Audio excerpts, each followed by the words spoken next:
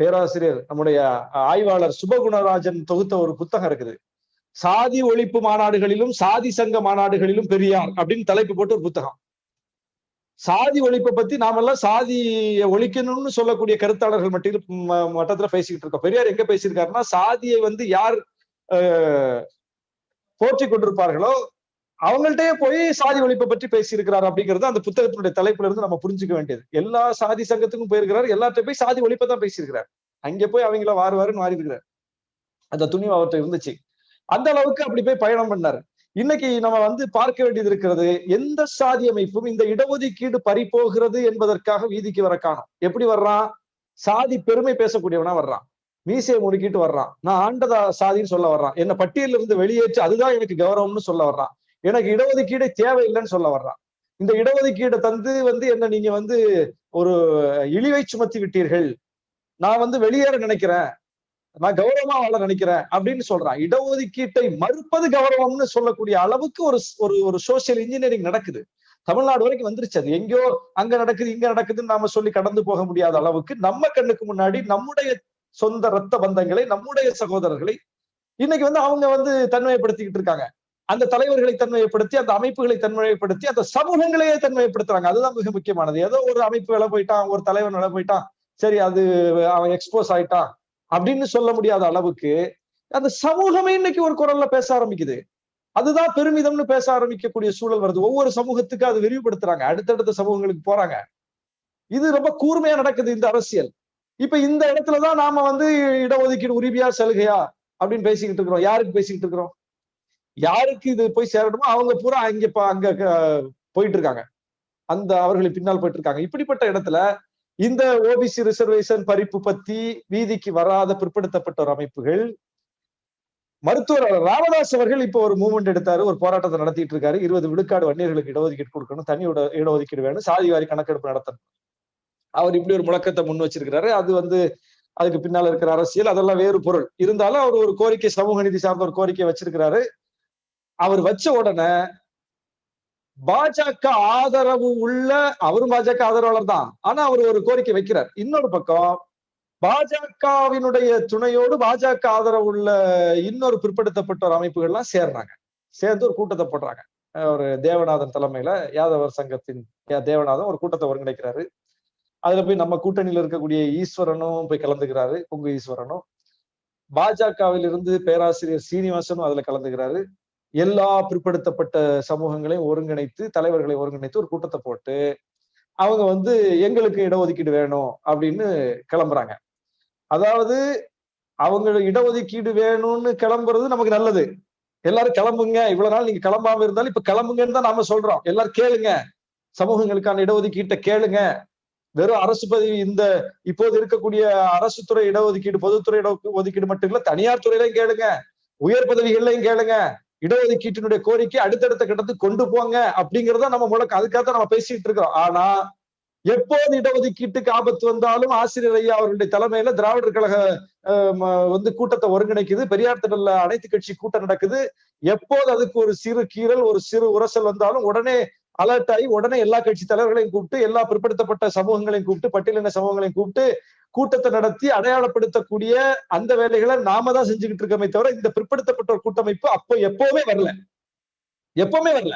ஆனா இப்ப உட்கார்ந்துக்கிட்டு 4 பேரை சேர்த்துக்கிட்டு பிஜேபியையும் கொண்டு உட்கார வச்சுக்கிட்டு அவன் பிற்படுத்தப்பட்டோருக்கான பாதுகாவலராக தன்னை காட்டிக்கொண்டு இப்படி ஒரு முழக்கத்தை முன்வைக்கிறார்கள். பாஜக அதுல உட்கார்ந்துக்குதுன்னா தமிழ்நாட்டுல எப்படி அவர்கள் ஒரு வேலை செய்யறாங்க பாருங்க. இடஒதுக்கீடு வேண்டாம் என்று சொல்வதற்கும் அவர்கள் அமைப்பு வைத்திருக்கிறார்கள், இடஒதுக்கீடு வேணும்னு சொல்றதுக்கு அமைப்பு வைத்திருக்கிறார்கள். இடஒதுக்கீட்டை மறுப்பதற்கும் கூட்டமைப்பு வைத்திருக்கிறார்கள், இடஒதுக்கீடு வேண்டும் என்று சொல்வதற்கும் கூட்டமைப்பு வைத்திருக்கிறார்கள். 2 இடத்துலயும் பயணிக்கிறாங்க. ஒரு பக்கம் இடஒதுக்கீட்டை அனுபவித்துக் கொண்டிருக்கிற மக்கள்கிட்ட போய் நீ பட்டியல இருந்து வெளியேறு, உனக்கு இதெல்லாம் அவமானம்னு சொல்லி அவனை என்கரேஜ் பண்றாங்க. இன்னொரு பக்கம் பிற்படுத்தப்பட்ட சமூகங்களை தூண்டி விட்டு எனக்கு இருக்கிற இடஒதுக்கீடு பத்தாது, அதிகம் வேணும்னு ஏட்டிக்கு போட்டியா பேச வைக்கிறாங்க.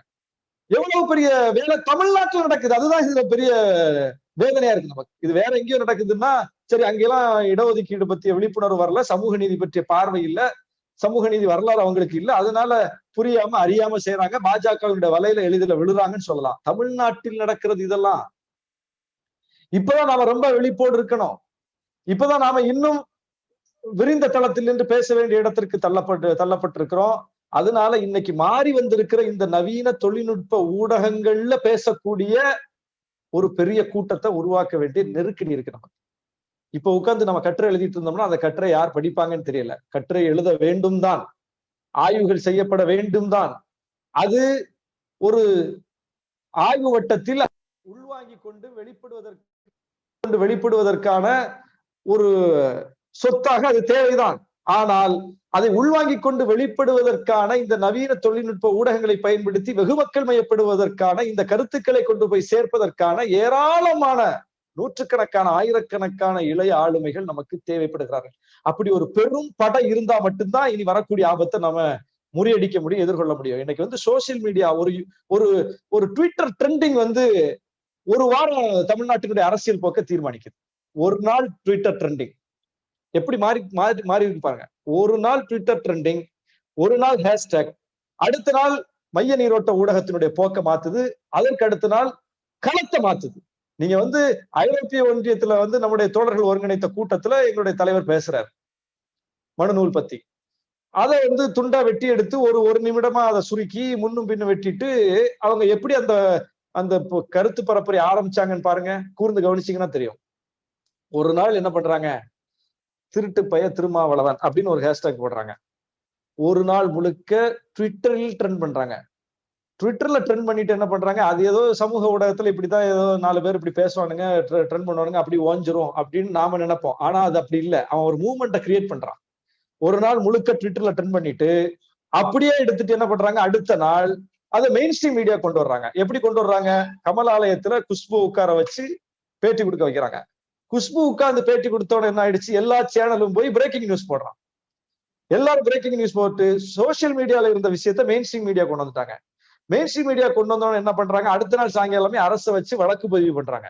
வழக்கு பதிவு பண்ணிட்டு அடுத்த நாள் என்ன பண்றாங்க, அவரை கைது செய்யணும் அப்படின்னு சொல்லி அதே குஷ்புவையும் பிஜேபி காரங்களையும் களத்துல இறக்கி போராட்டமா கட்டமைக்கிறாங்க. அது இவருங்கிறதுனால அது எப்படி அடிக்கணுமோ அடிச்சு அதை அன்னையோட காலி பண்ணிட்டாரு. அந்த எதிர்வினையாற்றாம வினையாற்றிட்டார். எப்படி ஐயா பெரியார் வினையாற்றுவாரோ எதிர்வினையாற்றாமல், அப்படி வினையாற்றியதனுடைய விளைவாக அது போய் முடிஞ்சது. இல்லைன்னா அது என்னவாயிருக்கும், இல்லைன்னா அது கருப்பர் கூட்டம் வர மாதிரி ஆயிருக்கும். நாம் பலி கொடுக்கப்பட்டிருப்போம். அப்போ எந்த அளவுக்கு அவர்கள் வந்து எல்லாத்துக்கும் தயாராக இருக்கிறார்கள், மாறி வந்திருக்கக்கூடிய இந்த ஊடக நுட்பங்களை பயன்படுத்தி கொண்டு எல்லாத்துக்கும் ஒரு பெரும் படையை அவர்கள் தயாரித்து வைத்திருக்கிறார்கள் என்பதுதான் கவனிக்க வேண்டியது. இந்த இடத்துலதான் நாம இன்னைக்கு இந்த இடஒதுக்கீடு தொடர்பாக ஒரு பிற்படுத்தப்பட்ட ஒரு கூட்டமைப்புன்னு ஒரு 4 பேர் கூடி பிஜேபி அதுல வர வச்சு பிஜேபி நிர்வாகி வச்சுக்கிட்டு இடஒதுக்கீட்டுக்கு ஆதரவா பேசுறாங்க அப்படின்னா அதை எக்ஸ்போஸ் பண்ண வேண்டிய இடத்துல நாம இருக்கோம். ஆனா இப்படி ஒண்ணு நடந்ததே நமக்கு தெரியாது. இப்படி நடந்ததே தெரியாது. 2 மணித்துளி முடிச்சிடறேன். இப்படி ஒண்ணு நடந்ததே நமக்கு தெரியாத அளவுக்கு நாம இருக்கிறோம். ஆனா அப்படி ஒண்ணு நடந்துகிட்டு இருக்காங்க. இனி நாளைக்கு அது என்ன வடிவம் எடுக்க போகுதுன்னு நமக்கு தெரியாது. இப்படிப்பட்ட இடத்தில் நாம் திரும்ப முன்வைக்க வேண்டிய கேள்வி, இடஒதுக்கீட்டினுடைய வரலாற்றை நம்முடைய பிள்ளைகளுக்கு சொல்லிக் கொடுக்க வேண்டும். இடஒதுக்கீடு சலுகையில் உரிமைதான் என்பதை சொல்லிக் கொடுக்க வேண்டும். இடஒதுக்கீட்டு அடுத்த கட்டத்திற்கு போவதை பற்றி நாம் கோரிக்கை எழுப்ப வேண்டும். தனியார் துறையில் இடஒதுக்கீடு, உயர் பதவிகளில் இடஒதுக்கீடு என்கிற அளவுக்கு இந்த கோரிக்கைகளை வலுப்படுத்த வேண்டும். எல்லாவற்றுக்கும் மேலாக எதிரிகளினுடைய வலிமை அறிந்து, நுட்பம் அறிந்து, அவர்களுடைய போக்கு அறிந்து, நம்முடைய போக்கை நாம் தகவமைத்துக் கொள்வதற்கு, மாற்றி அமைத்துக் கொள்வதற்கு நாம் தயாராக இருக்க வேண்டும். அப்போதான் இந்த சமூக நீதியை காப்பாற்ற முடியும். ஏனென்றால் தமிழ்நாடு இன்றைக்கு சூழப்பட்டு விட்டது எதிரிகளால். இந்த காவி இருள் என்பது இன்றைக்கு நம்மை நெருங்கி கொண்டிருக்கிறது. நாம் அதை கருப்பு என்கிற நம்முடைய அந்த வெளிச்சத்தால் விரட்டுவோம் என்று சொல்லி இந்த வாய்ப்புக்கு நன்றி கூறி அமர்கிறேன். நன்றி.